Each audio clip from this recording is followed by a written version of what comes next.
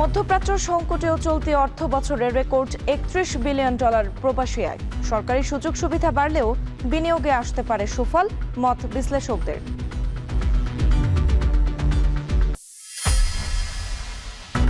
বেনাপোল বন্দরে ভারতীয় পণ্য প্রবেশ খালাসে যথাযথ এন্ট্রি না করার অভিযোগ।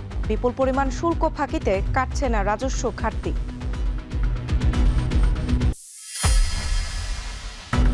রাজধানীর মুগদায় ভবনের বেসমেন্ট থেকে অজ্ঞাত ব্যক্তির মাথাবিহীন 7 টুকরো মরদেহ উদ্ধার।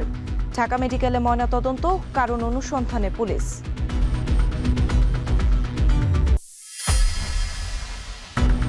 কোরবানির ঈদ ঘিরে জমে উঠছে উত্তরাঞ্চলের পশুর হাট। খাবারের দর বৃদ্ধিতে ভালো দাম পাওয়া নিয়ে অনিশ্চয়তা, চুরি বাড়ায় রাত জেগে গোয়াল পাহারা।